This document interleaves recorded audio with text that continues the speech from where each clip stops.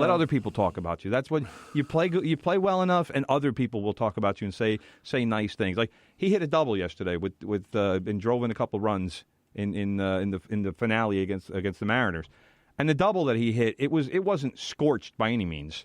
You know, he claimed it was 66 miles an hour, but then he says, "Oh yeah, that's going to hurt my exit velo." You know, exit velocity. Right. You don't say stuff like that. Nobody cares.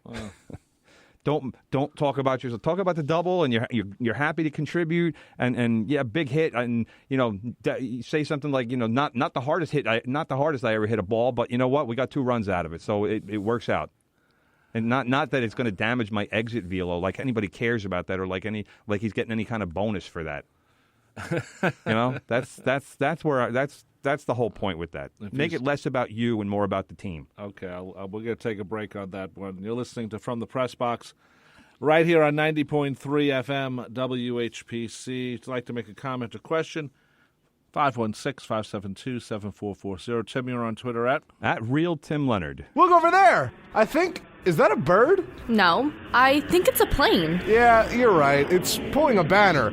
The brighter side. Hi, I'm Sarah Albertson, host of The Brighter Side, a show showing a brighter side of the world. Weekly guests who are sharing their stories in hopes of moving and inspiring others to do good in our world. The brighter it is, the better. I want to experience the brighter side. Listen Wednesday afternoons at 4 and Sunday nights at 11:30 on the voice of Nassau Community College, 90.3 WHPC. Bring on the positivity.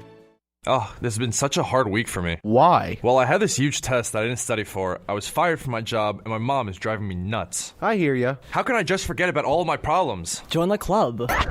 Wait, are you listening to my conversation? Yeah, sorry. Let me introduce myself. I'm DJ Rocky C, and by club, I meant club music. I'm so confused. There are no clubs around here. No problem. All you have to do is listen to my show, The Kickstart, featuring the best hits in dance music. The club is never far, since now it comes to you. But there's also classic dance hits. Girl, I'll house you. Girl, I'll house you. The only thing you have to do is kick back and turn on your radio. The Kickstart, bringing the 212 straight to you. Wednesday nights at 9 on the voice of Nassau Community College, 90.3 WHPC. Awesome. I'm gonna dance while I listen. Please, don't. Okay. Go. Tell your friends about the Nassau Morning Madhouse. Hear what you're missing. Check it out. Check it out. Zach, you're a Chick-fil-A person. I've only had it once. I don't think I could have it again because I found out that the food is cooked in peanut oil. Oh, you're allergic to that? I don't know because I never had peanuts in my life, so I don't know how my body reacts to it. You never had, like, peanut butter? Mm-mm. What about jelly? That has nothing to do with peanut butter. What? I thought peanut butter and jelly were like a married couple. They are, but they're separate at first. Yeah. What? Your mind is blown? It is. Psychology. My mommy's been lying to me for 21 years now. The Nassau Morning Madhouse. Weekday mornings at 9. Yeah. On the voice of Nassau Community College. 90.3 WHPC.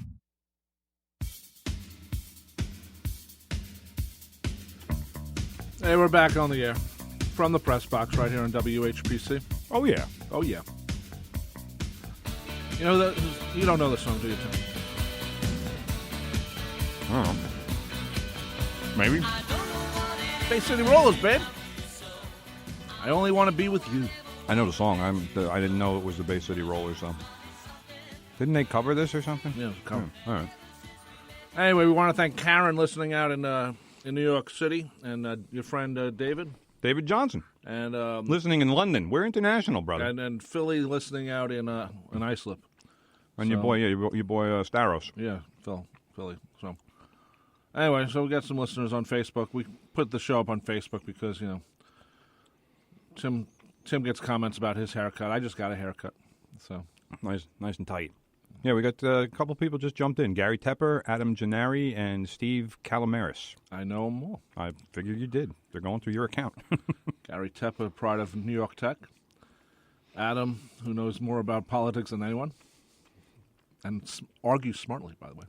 And who's the third one? Steve Calamaris. Calamaris, man. The guy can do. Hopefully, I'm pronouncing that correctly. You are. The guy I'm not so good with Greek names. An excellent Columbo. Very good. Matter of fact, since Peter Falk is dead, he can actually take it over. So, anyway, we're still talking Yankees. They made a trade, right? Didn't they, brother? Yes, last week. Last week, they couple days after the show. Yeah. It's a curious trade because, you look at it.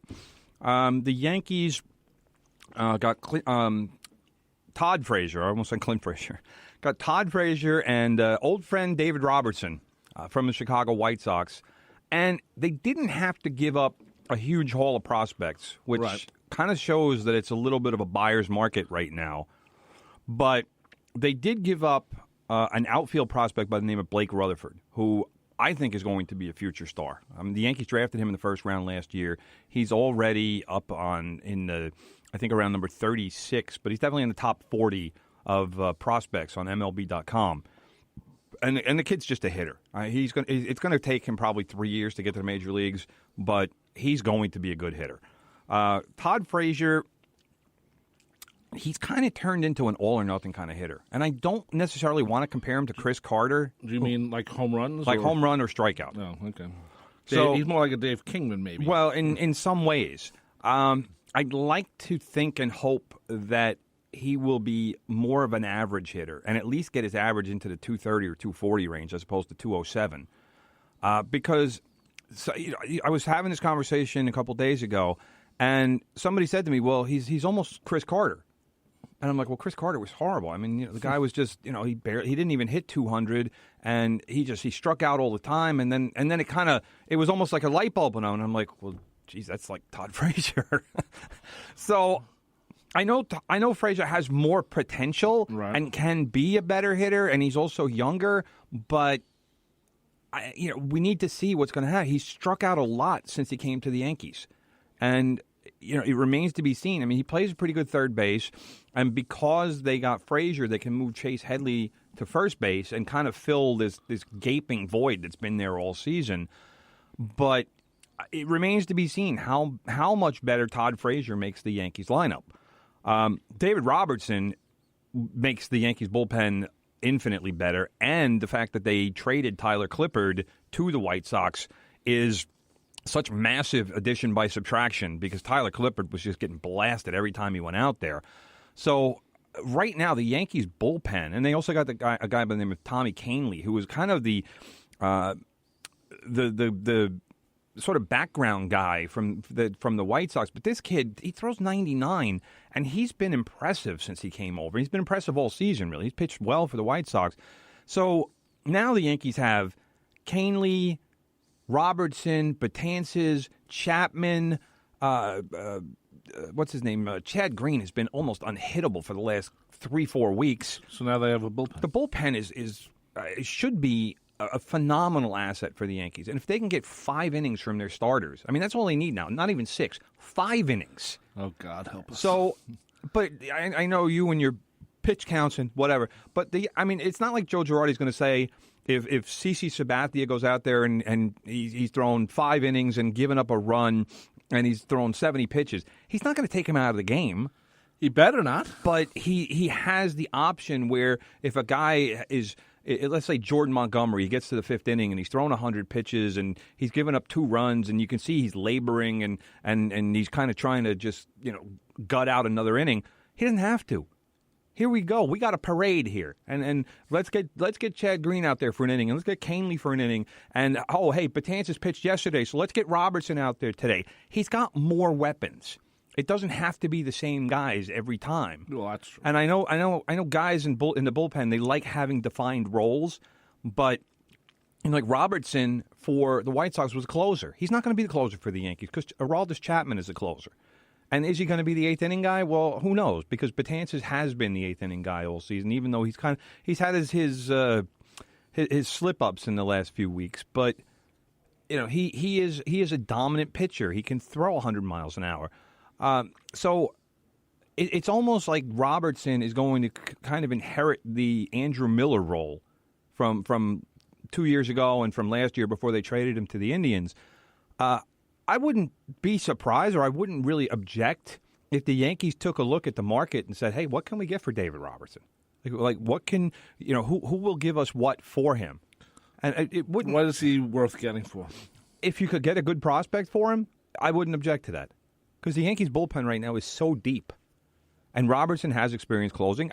See what would the Washington Nationals give you for an established closer?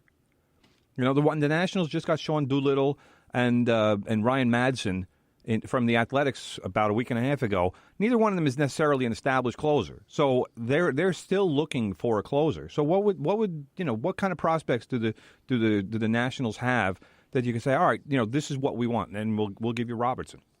Because Robertson's right now he's a middle relief pitcher and he's making $13 million a year. That's hard. It's a little excessive. That's true. Let's get over to the Mets. Yeah, speaking of trades, they need one. They need a few. They're currently 45-51 tonight. They're on a West Coast trip. They're in San Diego tonight, and San Diego's playing about as good as them. So. Well, as they say, someone will have to win tonight's game. Here's what Met fans need to know. The season's over? Well, I said that a few weeks ago, so they should know that already.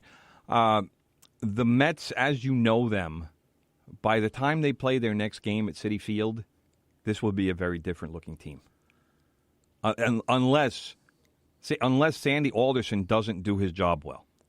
Because Sandy Alderson needs a lot of trades. Not Sandy one Alderson, or two, but Sandy Alderson needs to make several trades. I think 4. Well, I mean, it depends. I mean, somebody might want a couple of his players. So, if he's trading one player at a time, then yes, he would have to make at least 4 trades. He has some assets, and he has guys that can fetch at least a mid-level prospect. He's not going to get any elite prospects back for anybody besides maybe Addison Reed, because the Mets right now they don't have impact players. You're not going to get a major prospect back for Lucas Duda. No, but you could have last year, maybe. No, he was hurt last year. I mean, 2 years ago, yes, but not. Okay. But now he's which he's is kind of going to weird, because this team, these players, many of them have done well. Oh yeah, and this year they're just. This year it's been injuries. It's been underperforming. I mean, Neil Walker would have been a great guy to trade. He's hurt. Nobody's going to trade for him. Nobody's going to say, yes, here's a good prospect, and we'll take back a guy who has a hamstring that still hasn't healed. Thank God for Conforto, man. Hitting .294. He's leading the Mets. He's been fantastic this year. And Wilmer Flores batting .284, but I'm not sure that matters. Well, but here's the other thing. But teams, everyone else is sucking wind. Yeah, but teams have been asking about Jacob deGrom. Now, Sandy Alderson would be stupid to trade Jacob deGrom, but he should at least find out what a team is willing to offer for him.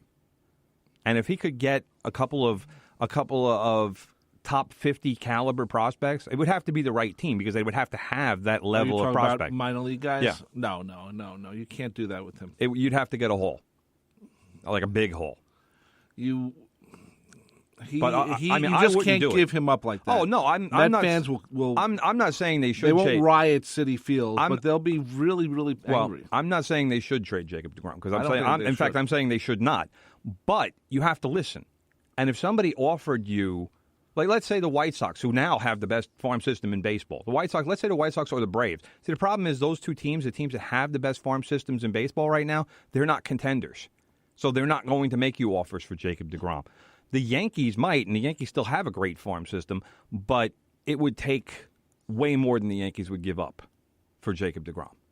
Oh, definitely. So, I mean, the Mets are probably stuck in that regard. The Dodgers have a pretty good system, but would they give up the players that the Mets would want the Dodgers' 3 top prospects? And there's no way the Dodgers would do that, or at least I don't think they would, with all the pitchers that they have hurt and on the DL and, Alex Wood has had a miraculous season for the Dodgers behind Clayton Kershaw, but then after that, there's not a whole lot of pitching.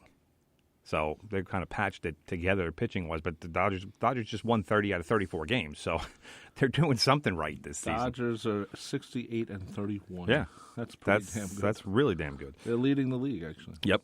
But like I said, they just won 30 out of 34, and then I think they just lost 2 out of 3 after that. But they were winning almost every night. So that is what you need to look at. Mets injury news. Last week, you probably heard Noah Syndergaard and Matt Harvey had started throwing again. Juris Familia also started throwing, but nobody really seems to know when any of those three guys will be back. The